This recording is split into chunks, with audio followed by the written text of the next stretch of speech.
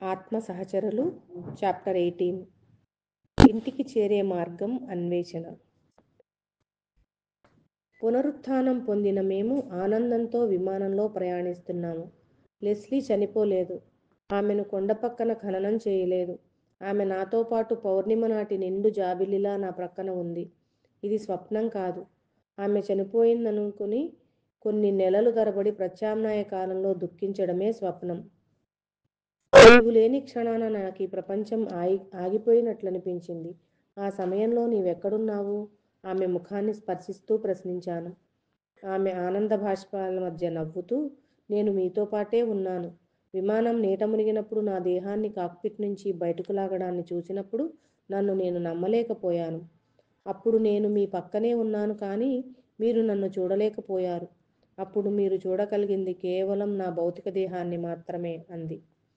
మేము ఈ సాహసయాత్రలో అనుభవాలు గడిస్తున్నప్పుడు అకస్మాత్తుగా అంతా మరిచి నాకు కనిపించిందే నిజమని భ్రమించడానికి కారణమేమి? ఆమె మరణించినప్పుడు నా నోటిలోంచి వచ్చిన మొట్టమొదటి మాట ఇది అసంభవం అన్న ఒక్క పదమే. కానీ అదే సత్యం అయినా దాన్ని నేనెందుకు విశ్వసించలేదు? ఆ తర్వాత మరెప్పుడోగాక ఆ క్షణమే అది అబద్ధమని, ఆ సంఘటనను నేను నిరాకరించి ఉంటే పరిస్థితి ఎంత భిన్నంగా ఉండేది? నాకు తెలిసిన సంపూర్ణ సత్యాన్ని నేను విడువకు ఉంటే నేను నీకు ఆ సమయంలో సహాయపడేవాడినేమో.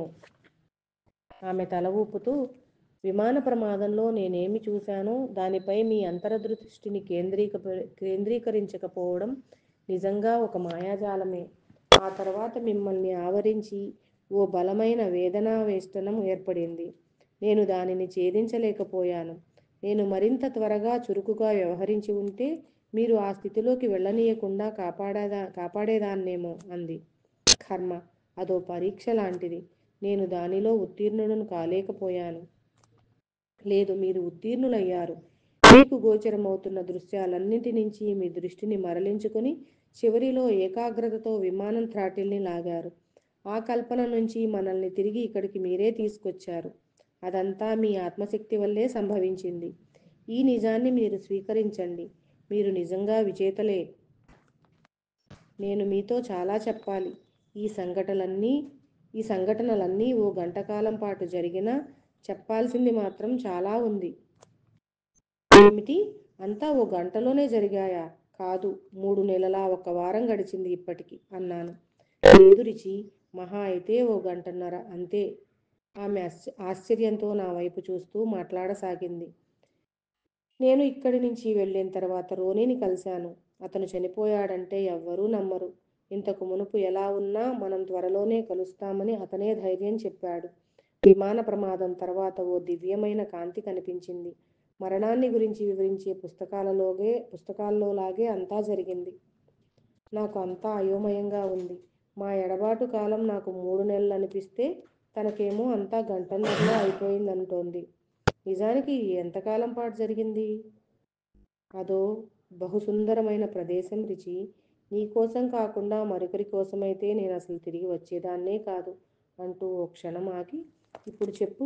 నేను అక్కడ బాగున్నానని, సంతోషంగా ఉన్నానని, నా ఇష్టమైన స్నేహితులతో కలిసి ఉన్నానని నీకు తెలిస్తే నీకెలా అనిపించేది? నీవు అక్కడ సంతోషంగా క్షేమంగా ఉన్నావని నాకు తెలిస్తే తప్పకుండా నేను సంతోషించేవాడిని. కానీ ఆ విషయం నాకు ఎలా తెలుస్తుంది? అడిగాను.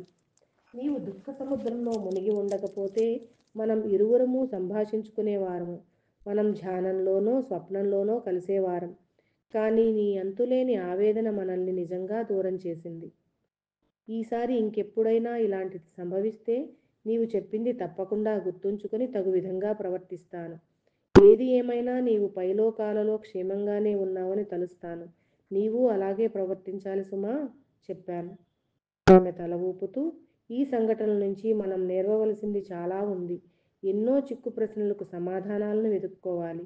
రోనీ చనిపోయి ఇప్పటికి 3 దశాబ్దాలు కావస్తోంది. ఎన్నో జన్మలు తీసుకునే అవకాశం ఉన్నా అతను నా కోసం ఇంతకాలం అక్కడే ఎందుకు వేచి ఉన్నాడు? అవకాశం ఉన్నా అతను వేచి ఉన్నాడు. అతనిలాగే మనము ఒకరి కోసం ఒకరు వేచి చూద్దాం అంటూ కిందికి చూడు అన్నాను. మా విమానం క్రింద కల్పనా ప్రపంచం అనంతంగా విస్తరించింది. మనకు సంబంధించిన అన్ని జీవిత కాలాలు మరణానంతర జీవితాలు, ఈ రెండింటి సంధి దశలు అన్నీ అన్నీ కింద కనిపిస్తున్నాయి. అయినా ఇంకా వాటిని నీవు నమ్మడం లేదా? ప్రశ్నించాను. ఇప్పుడు నేనేమి నమ్మాలో నాకే తెలియడం లేదు. కానీ ఒకటి మాత్రం నిజం, నేను మా సోదరుణ్ణి కలిశాను అంది.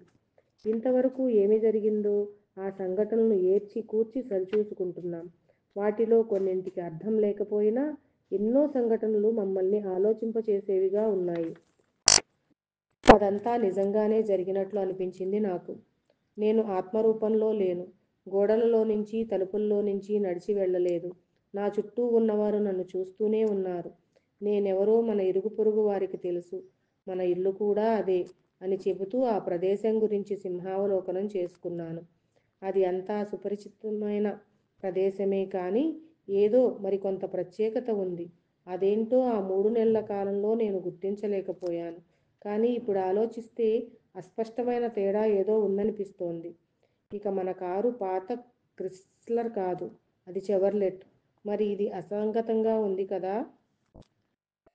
మనం కల్పనా ప్రపంచంలో నేర్చుకున్న అనుభవాలకు భిన్నంగా బహుశా మీరు అక్కడే కొంతకాలం పాటు ఉండిపోయారో ఏమో.